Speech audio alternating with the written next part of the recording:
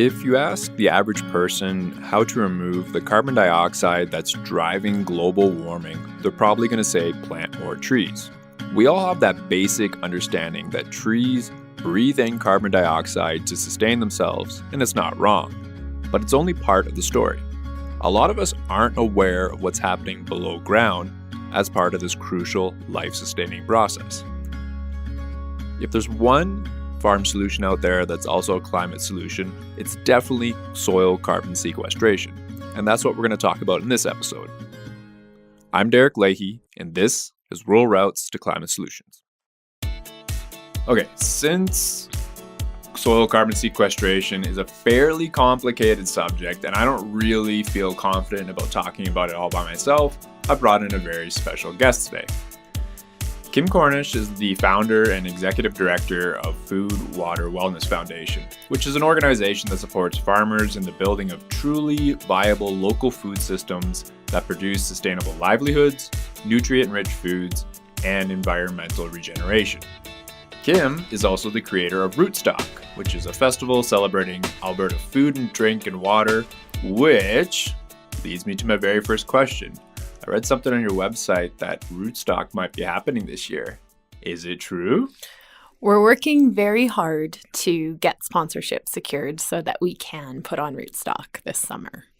I've never actually been to Rootstock, so I'm going to be really upset if it doesn't happen. Well, I will send you the sponsorship documents and maybe you can help distribute them. This podcasting stuff doesn't pay very well. Kim's she also sits on the advisory committee of Rural Routes to Climate Solutions, and Kim just knows a ton about soil carbon sequestration. Now, Kim, you're more or less self-taught in a really complex subject. How did this come about? Well, it really started about 10 years ago with my permaculture training. And when I did my initial PDC, permaculture design course, there was mention of soil carbon sequestration. And I was like, that's really interesting. And then through the development of Food, Water, Wellness Foundation, and our main goal being to promote practices and advance the practice of regenerative agriculture, I really started looking at ways that we can incentivize farmers to do regenerative agricultural practices. And then while I was talking to a lot of farmers that were doing those practices, they were mentioning things like, we've seen increases in our soil organic matter from 2% to 5%. And it was like, oh, that's a lot of carbon that you have drawn down. And so basically, it was I kind of went on this quest to figure out how we could measure soil carbon on individual farms and then potentially develop offsets around that. And so I just had to backfill all the scientific knowledge to make that a viable project. It's super impressive. I know when we worked on it together, just the knowledge you have, it just kind of blows me away. So I'm very happy you're here because today we're going to listen to a presentation that took place in Irricana. Kim actually organized this workshop for us. It was our carbon measurement workshop.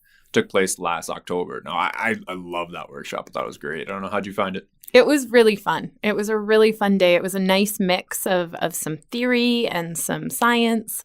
And we got out into the field and I actually got to look at soil cores and see the environment where they were from. So I always try to say that I try to create workshops that are immersive experiences for people. And I feel like that kind of was that way. Oh, totally. And plus, your mom made a very, very delicious lunch that day. Shout out to Rini and Linda Ray and my Auntie Norma for doing the catering for us. So I think it's definitely the best catered event we've had so far. We had really great presenters that day. Kim was actually one of them. And the other two presenters were Monika Gorzelak, who's a research scientist at Agricultural and Agri-Food Canada, and Doug Wray. Doug Wray is a rancher in Irricana. He's also the former chair of the Canadian Forage and Grasslands Association. The very first presentation we're going to listen to is the one Monika Gorzelak did on the process of soil carbon sequestration. Thanks, everybody. Thanks, Kim, for inviting me here. I am, as Derek said, I am a soil fertility and nutrient management research scientist at Agriculture Canada in Lethbridge. And I literally just started, so this is my 4th week in the job. So I hereby declare myself as being the least experienced and kind of dumbest person in the room. So I'm really pleased to be here, and the reason I wanted to be here today was to learn from all of you, because indeed I don't have any experience in agriculture and I don't have any experience in prairie soils. So all of this is new to me and I'm learning lots. So why did I even get this job? I did my PhD in mycorrhizas. What Doug was saying, plants talking to each other, that was my PhD. So it was really nice to get a shout out. The thing I did for my PhD, I used Douglas fir, and I planted 2 Douglas fir together and allowed them to form a mycorrhizal network. And I was able to show that Douglas fir communicate, i.e. send carbon and nitrogen through the mycorrhizal network to each other. So what does that mean? We think it means plants are talking to each other, so that's the evidence. We've shown that we, the grand scientific community, have shown that in, for example, tomatoes. So in model systems, we can show that there's transfer through the fungi, right? So I think I'm probably preaching to the choir here about mycorrhizal fungi, but essentially what they are soil fungi that are symbiotic, and they form this really intimate relationship, like a physical structure within the roots that you can see through a microscope. And in the case of conifers, you can actually dig these up, and they have, you can actually see the structures, the fungal hyphae, making caps on top of the root tips. And you can actually see them forming these strands in the soil in the forest. And so the idea, and what we've thought for tens of years, I mean, we've known about mycorrhizas for a long time. The idea was that the mycorrhizas are able to penetrate deeper and further into the soil and acquire nutrients and exchange them with the plant for the photosynthate, so for the sugars that the plant is making. So we thought that that was the case, and that is indeed the case. If you inoculate, we've shown in studies that if you inoculate with mycorrhizal fungi, as compared to not mycorrhizal fungi, the plants usually do better because they're able to access more of those nutrients. But what we're now seeing is that there's a information highway in the soil. So if you don't disturb your soil, what you're doing is you're allowing those hyphae to make connections, and the plants can potentially send nutrients and or defense chemicals. So if there's a pest, a herbivore that eats one leaf, and we can actually block any other, volatile organic chemicals are usually emitted when that happens. But if we block that, we can actually see a connected plant respond as though it had been herbivorized itself, right? So we have shown that there is transfer of defense chemicals through these mycorrhizal networks. So, I'm speaking about forestry systems, and that's my background, that's where I'm coming from. What I want to do in my new job, and what Agriculture Canada seemed to get fired up as well about, is doing this in crops. So doing this in perennial and annual systems. So something that I'm working on right now, a project I'm really excited about, and hopefully it'll get some money, is to do this in things like wheat, and to do this with things like wheat and wild oat, for example. So my question is, if you have weeds, is there nutrients that are moving out of the system because of the mycorrhizal network, right? If you have a no-till practice. So I'm interested in quantifying where these nutrients are moving and to see whether this applies to agriculture and agricultural systems. So that's what I'm really fired up about. The other reason I'm here today is Kim invited me because even before I started my job, I'd heard from Kim, who is interested in doing a project using the regenerative agriculture approaches, so the multi-paddock grazing. What I'm interested in joining this from the perspective of looking at the microbiology. So we know that with intensive management, we can increase soil organic carbon. And the thing that's doing that is the biology in the soil. So I'm interested in quantifying that.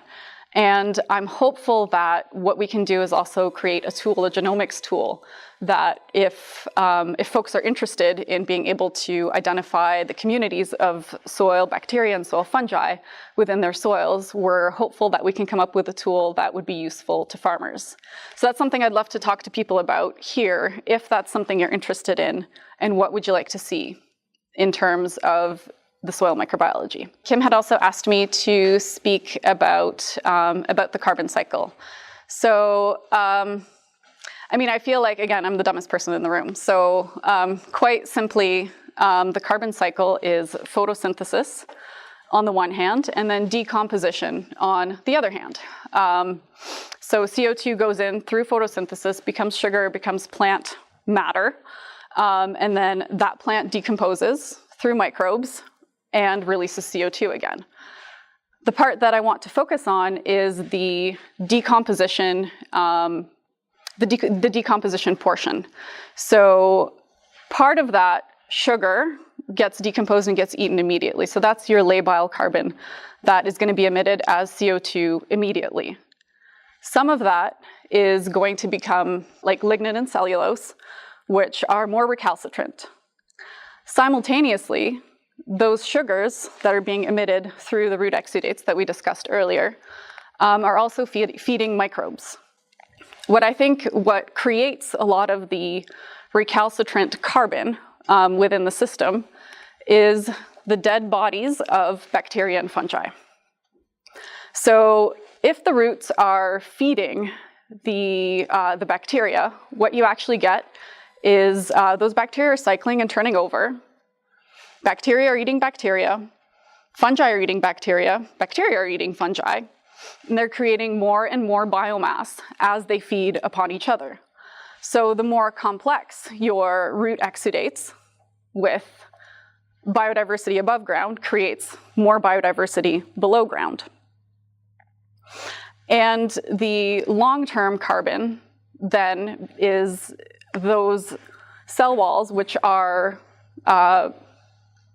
quite complicated structures, get bound to minerals and flocculate and create those soil aggregates, which slowly move and create depth in the soil and get locked deeper and deeper and longer in the soil. So that's in a nutshell, what I'm interested in. And I'm interested in understanding which of those organisms are doing what in the soils. So no-till is amazing. What I like a lot is cover crops. So anything that continues to grow is going to continue to put root exudates into the system, and that's key. So once something is not growing, it's not inputting photosynthate essentially into the system. So there's a whole suite of jugs of bacteria and fungi elixirs that people could purchase now. Mm-hmm. And lots of anecdotal photographs of before and after and across the fence kind of thing. But sure. I had one scientist tell me that he wouldn't be spending any money on that because it would be like throwing an extra 10 fish into the ocean and expecting to see a difference. I love that analogy. Could you provide any comment on the potential of using there is potential, and thank you, because you're touching on something that I didn't talk about. So there's the difference between biodiversity and function within the soil. So we do know certain fungi and certain bacteria do specific things. Nitrogen fixation in legumes is, we know that helps, right? That's you're putting nitrogen into the soil. Arbuscular mycorrhizal fungi, we know that certain species of those fungi will actually help particular crops. So in those particular cases, yes, addition of inoculum might help. With the seed, With the seed, exactly, because the issue is priority effects. So what's there usually tends to take over. if you're adding inoculum into the soil onto a plant that's already growing, that might help. That might help for a year. That might help for that season, but in most of the studies I've seen, that doesn't persist. So it is like throwing, 10 fish into the ocean. If they happen to be in the right place at the right time to have a positive effect, eventually they will swim away, and you're going to have the exact same ocean in that little plot that you're looking at. If that makes sense. Potential, but not just as a general thing. It'd be pretty focused. There is potential, but I'm afraid to make promises, basically, because unfortunately soil is still quite a black box in the sense that sometimes we don't know why things don't work.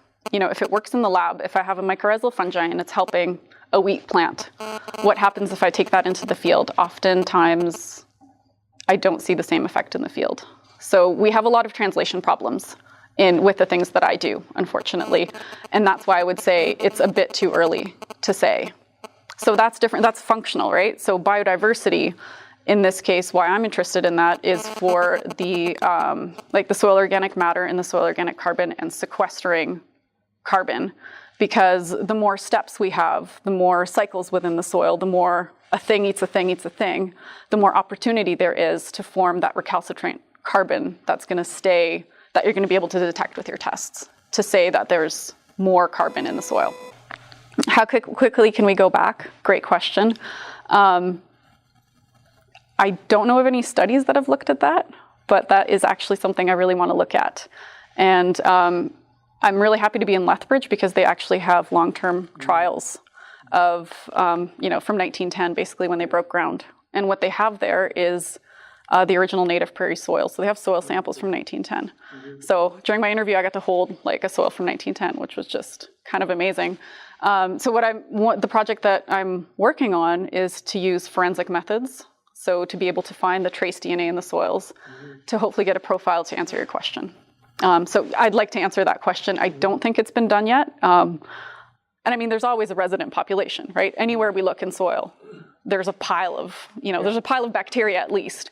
Fungi need structure and need a bit more time, right? So bacteria are the quick eaters, usually, and then fungi are more on the order of weeks, right? So they're just different lifestyle.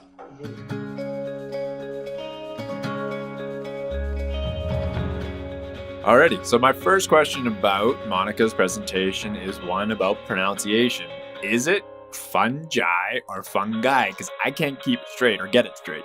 I think this is a very tomato, potato pronunciation thing. As far as I can tell, the American pronunciation is different than the British pronunciation, and we always fall somewhere in the middle in Canada.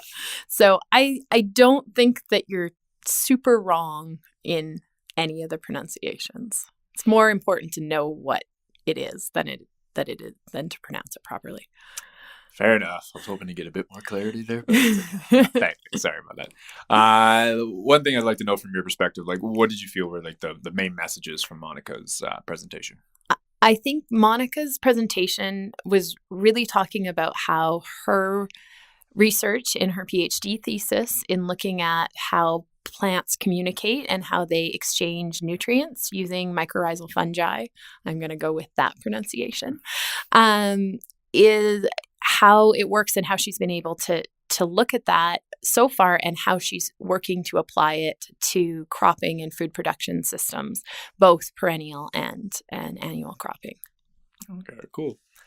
Now, it was a lot of complicated science in that presentation, so we're just I guess we're going to break down the parts that I was really confused on. Okay. So at one point, Monika mentioned, I think it's called lignite and cellulose. She mentioned these are types of carbon that are stable. There are also types of carbon that are more, and I don't know if I'm going to pronounce this right, recalcitrant? Recalcitrant. Recalcitrant. Thank you. Okay, so first of all, what does recalcitrant mean, and how does this all apply to soil carbon sequestration? Recalcitrant is actually defined as stubborn. So it means... I'm recalcitrant then. Okay.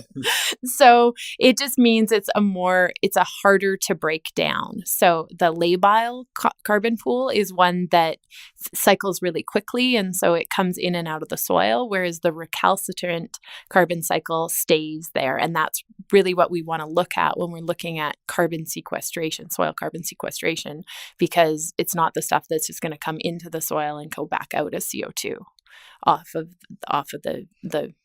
the microbes are going to respire it back out into the atmosphere, because that's not really helping with climate change. Right. I know I've had that problem myself talking to folks about soil carbon sequestration, because you have those people arguing, like, it just cycles back up. It's not doing anything. I was like, well, not quite. Like, yeah, there is a bunch that goes back up, but then you have that stuff that's really deep in the ground, and it helps a lot with soil fertility. Yeah. Yeah. Now, when Monika was talking, she also mentioned what's happening in the soil when, I guess, soil carbon is being created. But the thing that confused me is I'm hearing like bacteria is eating bacteria is eating fungi is eating bacteria, and this all creates biomass. But I guess in my logic brain, it doesn't. Things are getting eaten. Nothing's being built up. I don't know if you can explain this one to me. Okay, so if you look at it more like those are mini life cycles. So every bacteria that's getting eaten by another bacteria and then eaten by a fungi, that there's like kind of, so to speak, dead bodies that are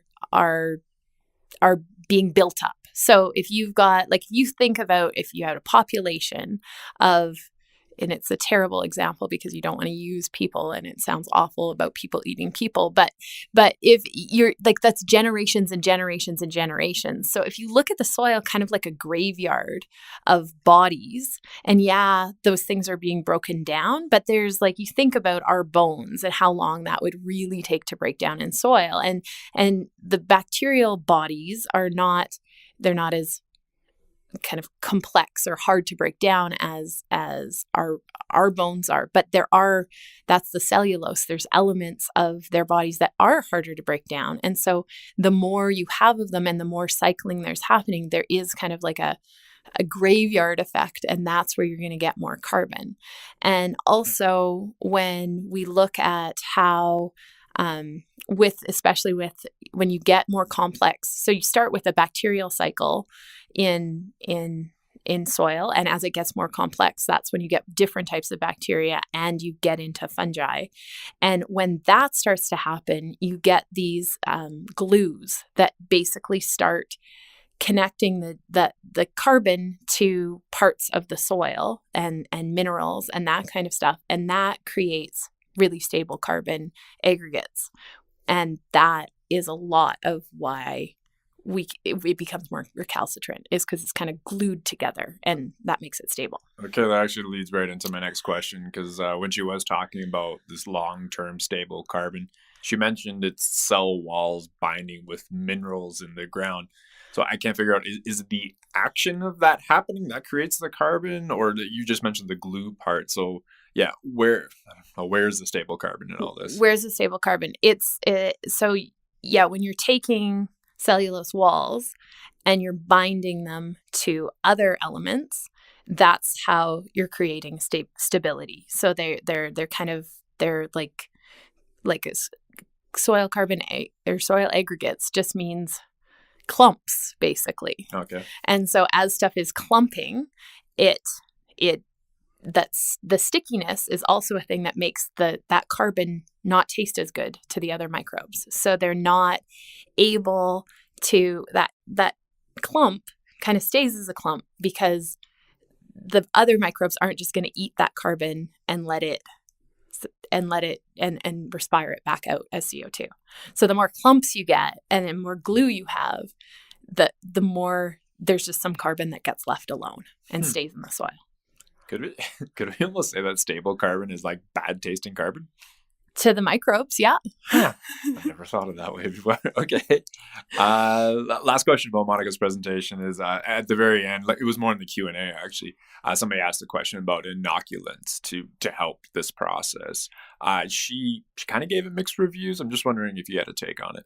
Well, I think what she was really good about explaining is that if you are planting a seed and it needs to associate with a certain bacteria or a certain fungi to really thrive, it's probably useful because you want to have those pieces together. You want it to be as accessible as possible. It's like a woman taking multivitamins or prenatal vitamins when she's pregnant.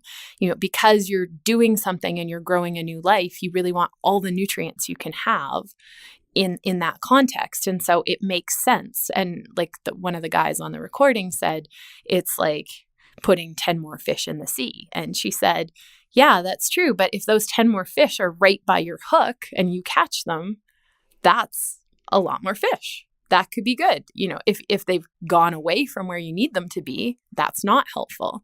And so I think it's really about getting the right inoculums for the right species of seeds that you're planting, and making sure that there's also other conditions that are making sure that those microbes are going to associate with the plant as best as possible, because that will help it move forward. It's just, I think there's been a thing where we've sold, like, sometimes you think of inoculum, it's bacteria. And so you think of your probiotics in the fridge, you keep them in the fridge to make sure they're still good. And sometimes inoculums are not treated with that same kind of respect that we would a probiotic. And so you want to look at how it's being stored and also if it is the right strain of microbe for the plant you're planting. Okay. So it's definitely like, it's not going to hurt, but it could definitely help. And it's sort of more like, I don't know, how do you maximize this, I guess?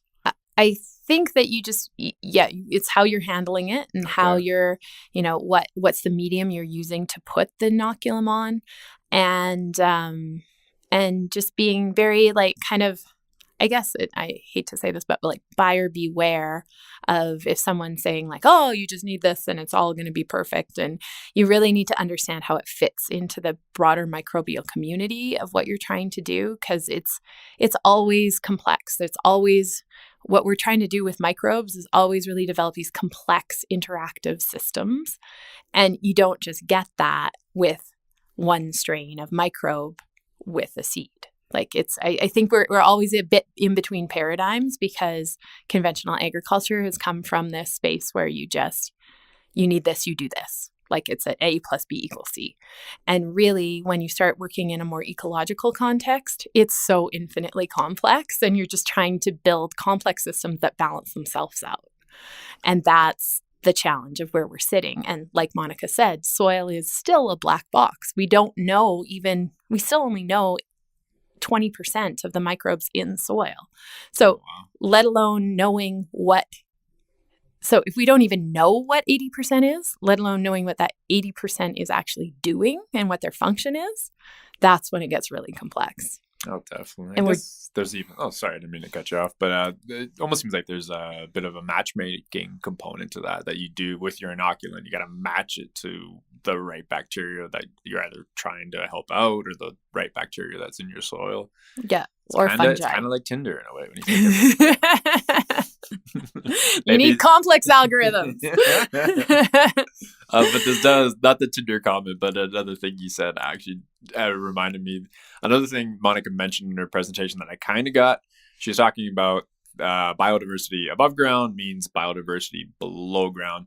I understand how that applies to plants. So different plants above ground are going to have different roots below ground. I don't understand how that applies to like the soil microbial world. I was wondering if you could explain that to me.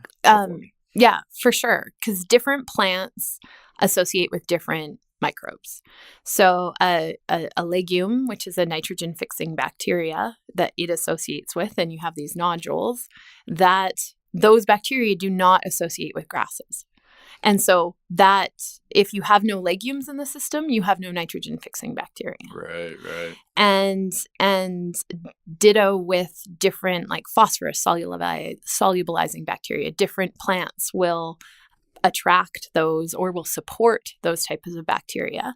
And then moreover, you really want to look at the bacteria that supports mycorrhizal fungi, which is what Monika did her PhD thesis in, because that develops almost like an internet communication and nutrient exchange superhighway in between all the plants in the soil or all the plants, in the system. And so without that highway, like you can have all these microbes, but you're not going to get the efficient exchange back and forth. And so only certain plants associate with mycorrhizal fungi. So canola, for instance, does not. And so you're never going to get in all the yellow fields you see driving around Alberta in the summer. There's no mycorrhizal or very little that's going to be supported by that plant. So if you looked at intercropping another plant that does associate with mycorrhizal, it would actually probably strengthen the nutrient delivery mechanism to the canola by way of having more diversity in the system. Okay. I was just in a training on facilitation the other night, and they were saying, what does facilitation mean to you? And me and Christine Campbell from Alice, we're both in the same workshop. And I said to her, it's mycorrhizal fungi. That's what it is. But I realized everybody else in the workshop would have no idea what I'm talking about because everybody was from Calgary. Like there weren't any farmers in the group. But yeah, I kind of see what you're saying, like that super highway there. I like that. Up next, we're going to listen to what Doug Wray has to say about soil carbon sequestration on agricultural land. Now, what I really liked about Doug's presentation is he had a very, unique perspective because he talked about carbon sequestration from the perspective of his ranch, like starting with his grandfather all the way up to what's going on right now. You've known Doug for quite some time. What's it like working with Doug? Doug's amazing because he's a really good storyteller, and he's really good at encompassing complex interactions and conversations and both with people and information into this like very measured but inspiring story. I think it's a great way to put it. Yeah, actually, we're going to get a little taste of Doug's sense of humor as soon as the presentation begins. I kind of like how you cracked a joke right at the beginning. So we're 20 minutes behind and they're giving me the mic. What are the chances we're going to catch up? That last slide that was up there of the carbon map was what started my conversation with Kimberley at the conference in Edmonton. I went by her booth and saw that map and stopped, and when I figured out that was carbon, this is exactly what we need, and I'll get to it as we go through this. So I'm going to give you a brief history. We're going to go through a lot of slides in a big hurry here, but it'll sort of give you a sense of how I got mixed up in this game, and you can, those of you who are ranching or farming can sort of do your comparables where you sit and how it relates to you, but it'll give you an idea of why I'm standing here right now. So just like all the rest of you, we started off with this as a resource. Almost 10,000 years of prairie in this Palliser Triangle, and so that's all of our baseline in the sense of that's where we came from. And just as a point of reference, we're just outside of the Calgary dot there in thin black Chernozemic soil is where we are. Those color differences are probably by and large rainfall differences. You get more rain. There's some soil samples here. There's one from Olds. Well, it's got more black topsoil. Why? More rain. It's almost a way of confirming that over a long time period. So, the buffalo roamed the prairie, and then they got taken out. Good thing. Just imagine if back in 1880 or 1875 you had to have a royal commission to decide whether you could kill all the buffalo or not. And then whether farmers could till the soil. I don't think we'd have a country here if we had to go through that. So the buffalo got replaced for about 25 or 30 years with cattle on the landscape. And they brought cattle in from the U.S. initially in big herds, and the the ranchers would go east and go to England and Europe and get money and finance it, and then they would bring some cattle in, and ranching replaced. See if I figure out how this works. It's okay. And ranching replaced the buffalo for a short period of time, and then in early 1900s, in our case 1910, my grandfather came to the land base we're on now and did this. So as we all know, the carbon started to leave town, and the whole prairies fell under this this dynamic. And as equipment improved, they got better at it. And tillage was the primary tool at the time, and these guys were doing what they thought was the best they could do in most cases. That's not me on that tractor, but I watched a neighbor do exactly that thing. Pull a one-way disc at about 6 miles an hour, and the dust just flying. And of course, when the rain didn't come and the wind did, you know, we ended up with problems. So, but this tillage agriculture worked. My grandfather came in 1910. This picture's taken about 1950. You know, they exported. Canada became the breadbasket of the world. We sent wheat and beef and other agriculture products all over the world, and made a lot of money. And that money coming back in paid for those roads, that power line, the schools, the hospitals, the infrastructure. It paid for everything. So this worked. It was successful. My grandfather's, he had 9 kids, and they all got land. He accumulated enough land, they all got some. It all, you know, and so his plan was very successful, but it came at some costs.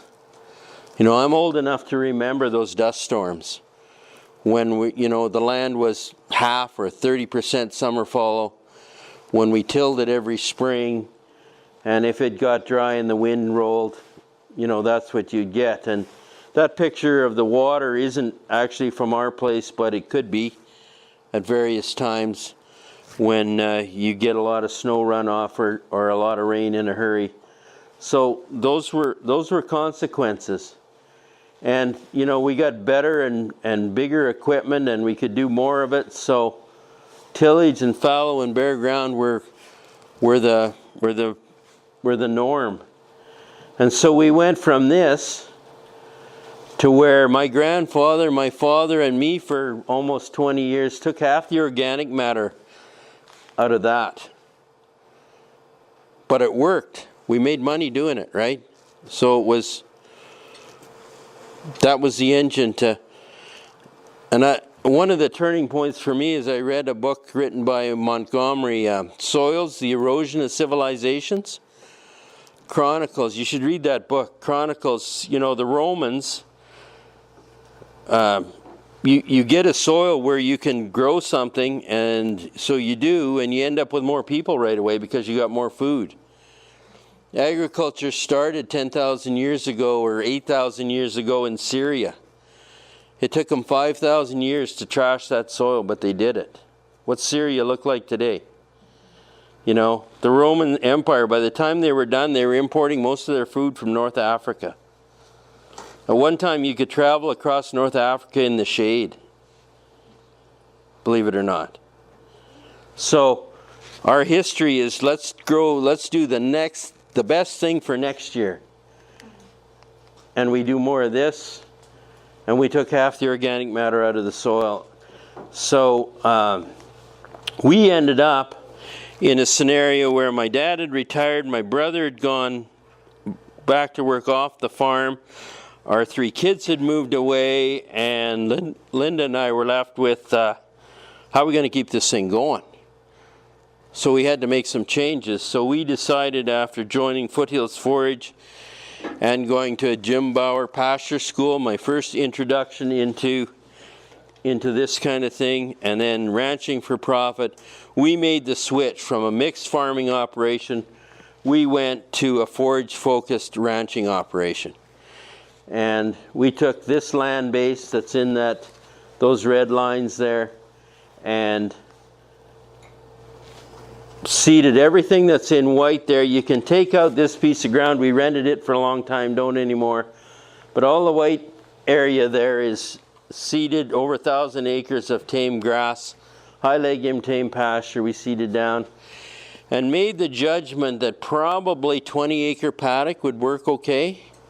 Turned out to be close enough to be pretty functional. So all those small, those are 20-acre paddocks pretty much.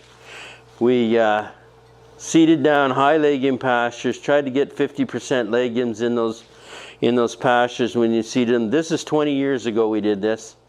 We took water to the paddocks, put in pipelines so there was water in the paddock. They weren't traveling a long way to get water. We learned over time, with help from guys like Jim, how to manage this grass. And our management, we were managing for the benefit of the grass. We let the grass take care of the cows, but we were focused on the grass. So we were cross fencing and moving cattle every 2 or 3 days all summer long was our norm. We learned how to manage bloat on high legume pastures. They only die once. The worst morning was 5 cows. My kids were all with me. Pretty sobering. But you know, as somebody, I heard somebody say one time, the rest of them were gaining an extra pound a day. So we got it back pretty quick. So we extended our grazing by having some pasture paddocks with crested wheatgrass in them. And the earliest, this is the 15th of April one year. We actually had pairs out on grass, 15th of April. It's a month later the last 3 or 4 years. We haven't had the moisture to get there, but we tried to push that start to grazing forward. We've since moved our calving to the May 1st. We breed to calve May 1st, which means we get calves on the ground about the 22nd or 3rd of April. And we've done that to better suit our feed supply and how nature rolls on our place. So we're by and large calving on grass at this point in time. We learned to manage yearlings, to run yearlings. Had never done that before. And some summers moved the wire every day. This is my youngest daughter. Moving fence with yearlings on a daily move. Just trying to capture that energy from all that photosynthesis. We pushed our grazing back. We're trying to copy guys like John and guys in the foothills in southern Alberta. Where did the cattle go to start with? They went to the foothills in southern Alberta. Why? Because you could run them year-round with no equipment. So we're trying to copy that. So when we seeded down all that land to tame pastures, it freed up our native grass, and we found out that if we weaned in the first week in November, these cows could run on this native grass till the middle of January if the winter would allow it. So now we're grazing from, you know, if you want to take the extreme, we're on grass 15th of April. We're still on grass the middle of January, which is pretty good for this part of the country. So these cows we've figured out how to do this. We bale grazed, we bunch grazed, we swath grazed. Currently, swath grazing is our main strategy for getting through the back half of the winter. We'll get on those swaths sometime in January, and they'll be there till they go to grass sometime in May. We learned to winter our calves on swaths, and we used some of Graham's introduced forages here to up the quality of the stand and get higher quality in there so we could winter those calves on swath grazing.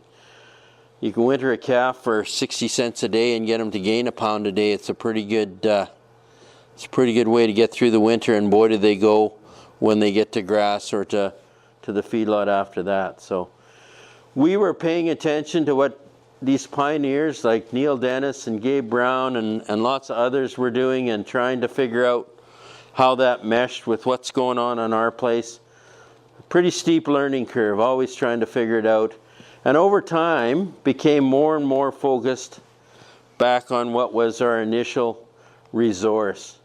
And I think one of the tipping points for me was, I can remember right where I was sitting in that room in Edmonton at that grazing conference, listening to Christine Jones from Australia talk about the liquid carbon pathway. And when I realized that those plants were spending 30% of the energy they garnered from the sun and pumping it out through their roots to enhance their own viability, they're not just sitting there taking what comes. They're fully engaged in the process. That was really a tipping point that we really had to start paying attention to what's going on underneath the ground, and we got to learn more and find out more, and that's where our focus probably should be. So, you know, that leads you down to the trail where soil health becomes the key to everything. If we got healthy soil, we'll grow healthy food, we'll have healthy livestock, we'll have healthy people. Great connection I think we can make. So, and really we're in the energy business. Alberta's in the energy business, right? We're in the energy business. We're taking that sunlight, and in our case, the only thing we market walks off our place on 4 legs. And maybe if we can sell some of that carbon, we'll find another market. But this is a highly complex thing. If you want to get some idea how complex, go have supper some night with Kimberley, and she can tell you about connecting those dots and how many long conversations and a lot of scientific reflection and whatnot on what actually is going on there. And it's a moving target.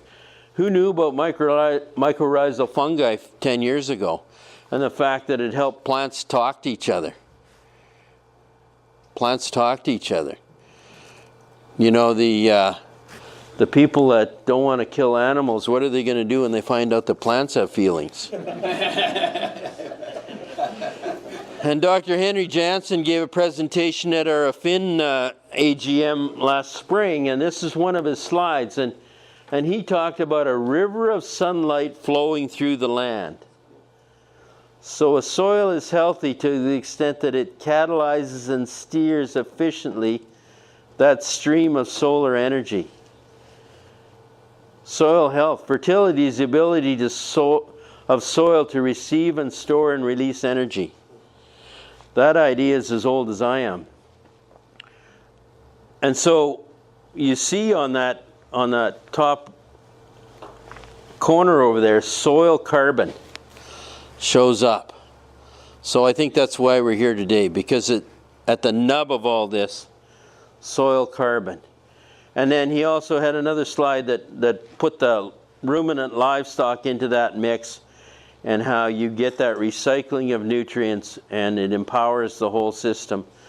And so I think for me those were some pretty important slides. So my nephew Tim has come back to the ranch, and we're thrilled that we've got the next generation involved. And so we start packing a shovel and looking at the soil and trying to figure out what we've got and what's going on, and going to classes and seminars and learning about regenerative systems.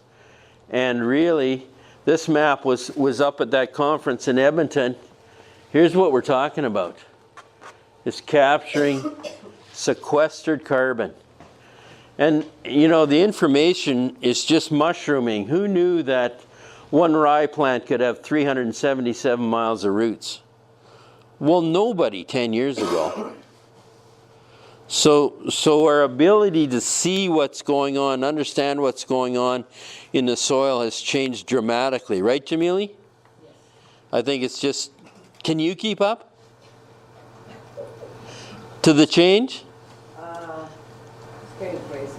It's a challenge, right? Because there's just so much. There's so much information there that we need to, put it in one place in order to understand what's really going on.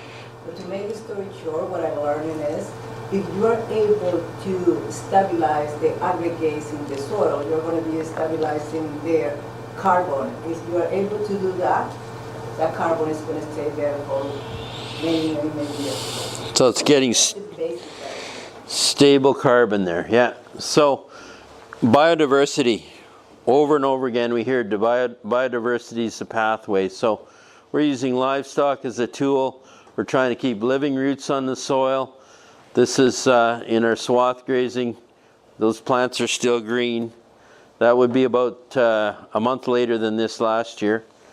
You know, we're trying to get eyes that can see the important things and enhance what's going on under that soil in order to get this kind of landscape and the productivity we need to carry on. So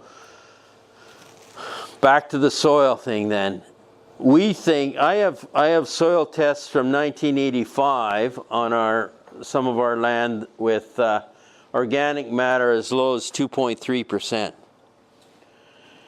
And I have, so this is where we took half the organic matter out of the soil from 1910 to roughly 1985. About that time we started direct one-pass seeding and stopped summer following, and I think we kind of turned a corner there. We saw a lot more earthworm activity, was one indicator in our soil. And then in about 97 we turned another corner and put in all that perennial pasture. And now we've got soil tests that are in that 5 and 6% range. So I think we're going the right direction. When you saw that map of our place where it had the blue as opposed to the orange, I was really happy to see that, because that's some confirmation that somebody else has seen the same thing. So where's the value? Well, 1% of organic matter will hold 20,000 gallons, or about 3/4 of an inch of water in your soil. And organic matter improves infiltration. So if we're going to get crazier weather where we get a lot more water in shorter time periods and then none, the ability to capture water and hang on to it's important. And then, as Kimberley said earlier, the organic matter provides all sorts of plant nutrients and benefits that way. One of the indicators on our place, my kind of rough cowboy math, when we started out we were at about 6 acres to run a cow and her replacement heifer. And now I think we're somewhere about 5.5. So either our cows got smaller or we got more productive. And it might be a little bit of both. It might be cows that are a little more suited because they've all grown up on the place and been selected because they work there. But I think we're also gaining in our productivity. And then 1% of organic matter on an acre is about 18 tons of carbon equivalent. Is that, can you confirm that? You're in that game.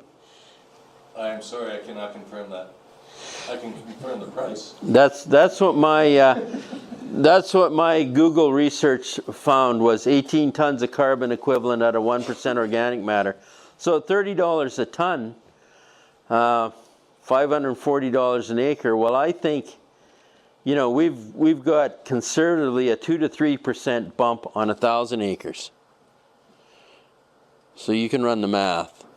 So when John says he's just about the point where he's ready to pay to get the measurement, you can see where there's some value there. So, and we're not going back. We're not putting a plow in it again. No, but you know, that conversation is real, because my daughter's married to a family down at 7 persons, and they're really wondering about those guys that are tilling up. They're putting native prairie into cultivation, and no penalty to do it.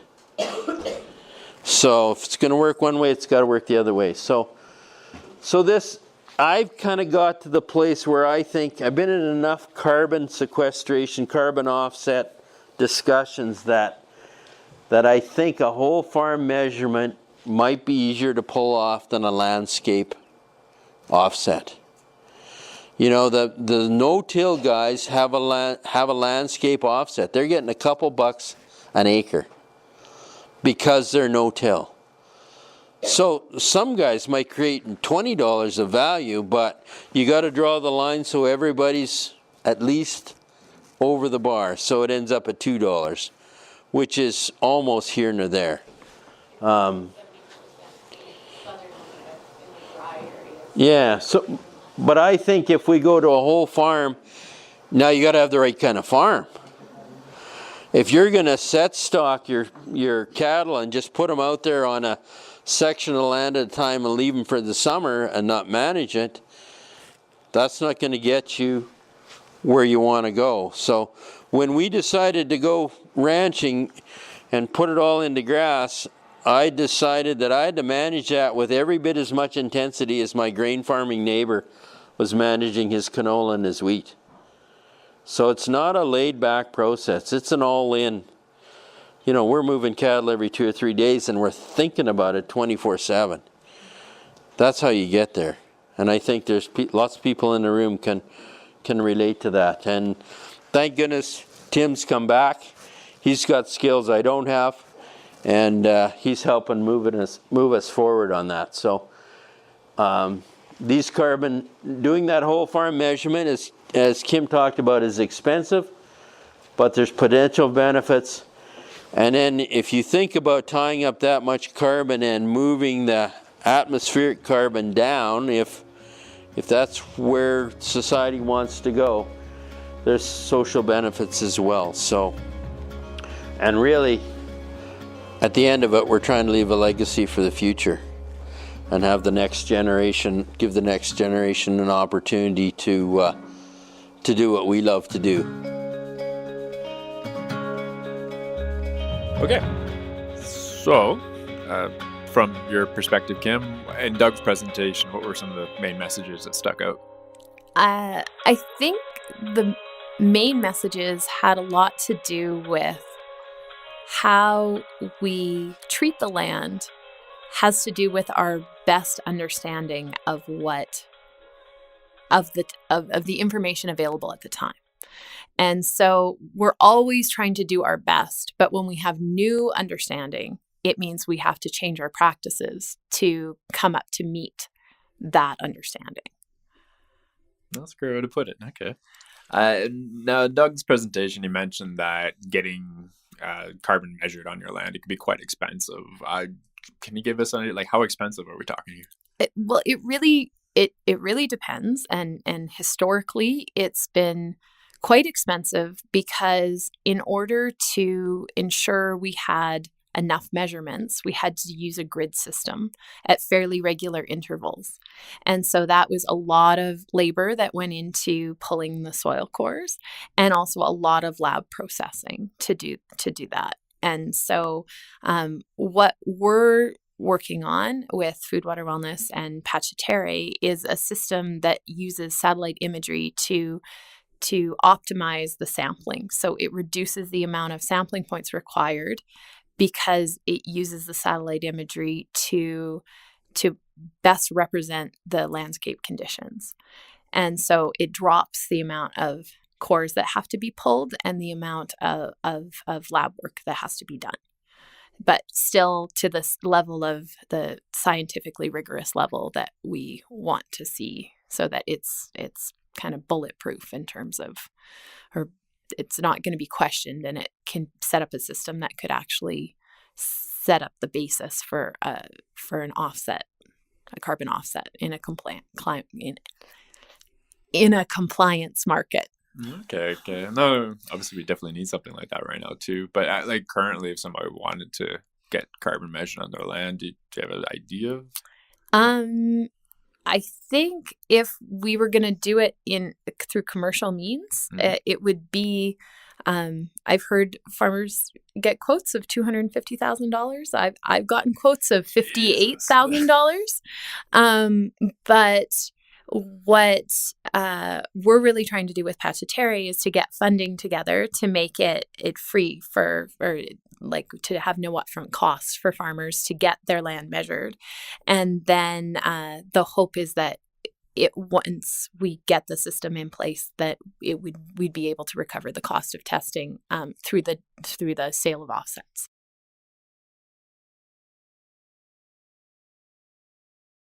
The one thing Doug also mentioned in the presentation was he's an advocate of whole farm carbon measurement as opposed to landscape measurement. I don't quite understand what the difference is. He actually says the difference between whole farm measurement versus landscape offsets. I wasn't listening. Okay.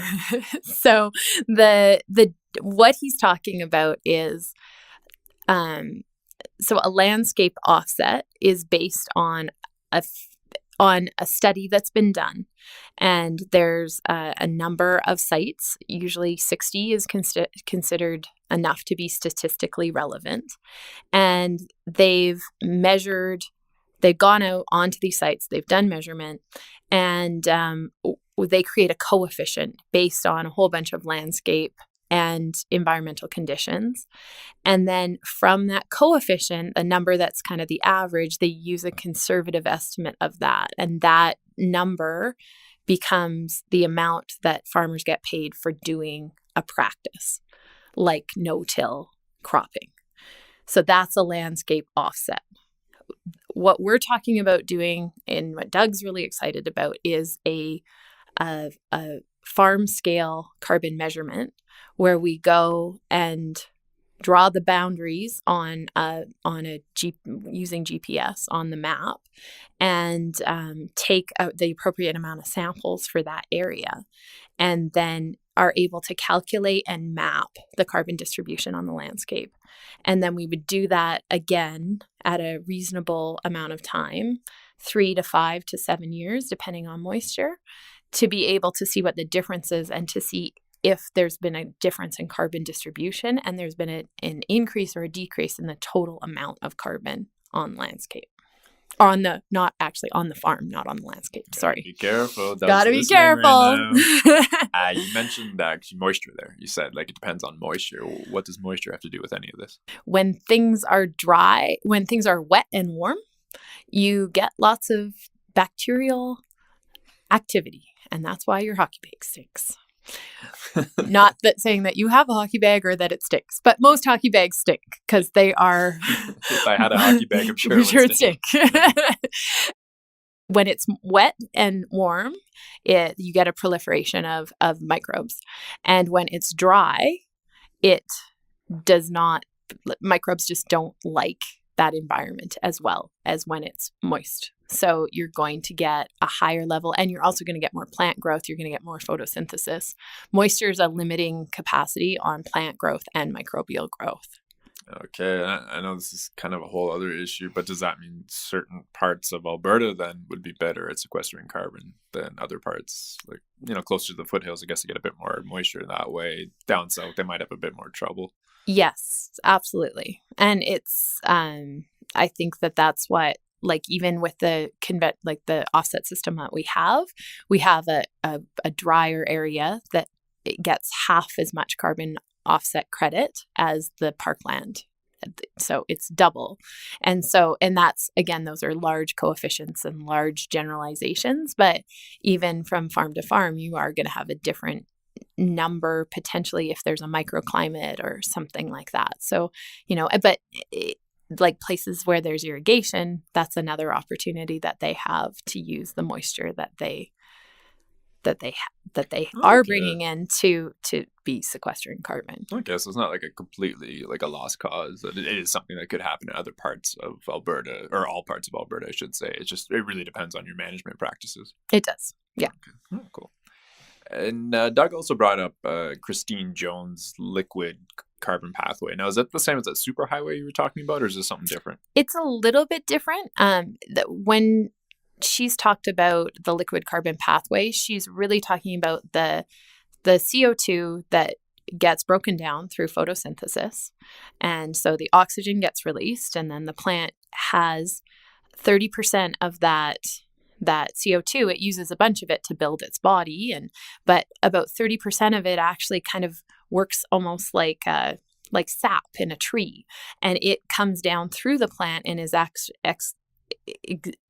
it's exuded through the roots. I hate that word. It's worse than recalcitrant. It's up there in one of those words. It just sounds weird to say it. So that is actually, it's a root exudate, or it's just dripped out of the bottom of the roots to feed the microbes. And so that is where it interfaces with the superhighway, because it's that liquid carbon that starts feeding the mycorrhizal, and the mycorrhizal uses that as currency. That's the below ground carbon economy, that the plants are trading that carbon for other nutrients they need. Makes sense. And it also sounds very similar. Didn't Christine Nichols do something about She did. currency trading that I'm daring you to? No, you don't have to do it. I guess, maybe you should explain. We had Christine Nichols, who used to be the chief scientist at the Rodell Institute. She actually Skyped in for the workshop, and she did this really, really amazing, impressive thing during the workshop. I'm not going to make Kim do it, but Kim, if you want to explain what she did, you can try if you'd like. We've been calling it her auctioneer speech, because she does it so quick and using such technical scientific terms that it kind of makes everybody's head hurt. And I think she's doing that to make the point that it is infinitely complex what's happening in the soil. But it's basically the idea that you've got this carbon coming in, and then the plant says to the mycorrhizal fungi, I need phosphorus. And so the mycorrhizal fungi says, okay, if you give me this amount of carbon, I'll go to the phosphorus solubilizing bacteria and I'll get that, but it's going to it needs to get paid in carbon. And so it says, okay, yeah, that's no problem, because I've got all these leaves and this leaf surface, so I'm doing lots of photosynthesis. It's no big deal. And so then then the plant says oh, wait, I think I kind of need some nitrogen. And so it says, oh, the mycorrhizal fungi says, okay, I'll go get you some nitrogen. And it goes and gets it from some bacteria. And then it kind of it quenches its thirst. And then a little bit later, it's like, oh, I'm going to grow. I need a lot of nitrogen. And it says, okay, I'll go over there to that legume and I'll get you some, a whole bunch of nitrogen. And we're going to use those nitrogen fixing bacteria. But they need a lot of carbon, because we know that when we try to manufacture nitrogen fertilizers, it takes a lot of energy, power, carbon to do that. And it's no different in a natural system.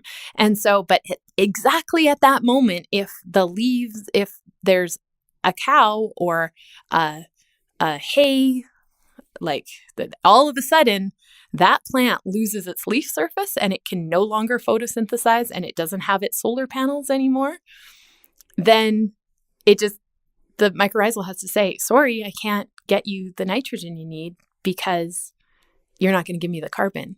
And it just is the way, it's a currency exchange, just like we can't go to the grocery store and just get food unless we have money. Holy crap, you did it. Doug talked about organic matter, and he was saying that his organic matter has gone up about 5 or 6%. What I'm wondering, and we talked about this yesterday, just saying that I'm a fairly cheap guy. I drive a car that's about 18 years old. If I'm a farmer, I don't want to pay it was close to $250,000 or whatever to get these measurements done until Pachiter, gets everything going for us. So if I don't want to pay that money, can I just use that percentage of organic matter to determine how much carbon I have in my soil?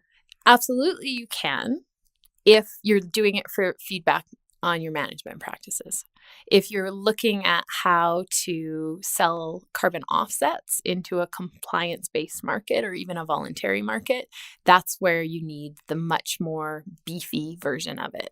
And I think that what Doug was talking about in his presentation is that that carbon map that we're looking at producing for each individual farm, it just gives a whole nother level of understanding of the distribution of the carbon on the landscape and gives you more clues as to where you may be losing carbon or areas where you'd want to look at implementing a practice that could really build carbon, like bale grazing or something like that. Okay. At one point in the recording, you can hear Yamili Zavala. Hope I said her last name. Zavala, okay. Who is a soil health and crop management specialist she works for CARA, right? Yeah, the Chinook Applied Research Association. Excellent, thank you. And one thing that she said that really stuck out in my mind was, if you can stabilize the aggregates in your soil, you can stabilize the carbon in the soil. So it feels like a very profound statement, but I don't fully understand it. I was wondering if you could just explain that one for me. It really picks up on the theme of what we were talking about in Monika's presentation. So creating those soil aggregates through the development of complex microbial interactions, and getting those glues there. That's how you're gonna create those aggregates or clumps. And so that's going to make the carbon more stable. The fun part about it too, it's also going to increase your water infiltration. So when we see in the spring, when you drive past a field and there's just water sitting in the field, that's an indication that there isn't very good infiltration, because there isn't good soil aggregate stability, because it's just turning into mud, and the clay and everything is just like holding the water on the top instead of letting it infiltrate. Okay, so actually boosting the soil carbon, it actually really helps for, I guess, water catchment or water infiltrating your soil. Exactly. If you think about one of the most carbon-based pieces of everyday material we have around is cardboard. And so if you think about what cardboard's like when it gets wet, it holds water like nobody's business, and there's all those surfaces and those the interspace in the the cardboard. It's such a great place to hold water and all that surface area, and that's exactly what carbon does, increasing the carbon in the soil. Doug also mentioned in his presentation that we're in the energy business here in Alberta, and he was making a reference to the oil and gas sector, but he really was talking about soil, because he said fertility is the ability of soil to receive, store, and release energy. What do you think about the comment? I think it's very profound. I think that if you look at even oil and gas, that is energy from the sun that has gone through a photosynthetic process that was captured through photosynthesis and now has been fossilized. So we have all of these deposits of energy that are just old sunlight. And what Doug's talking about is, in farming and ranching, we're doing the same thing, but we're doing it with real-time sunlight.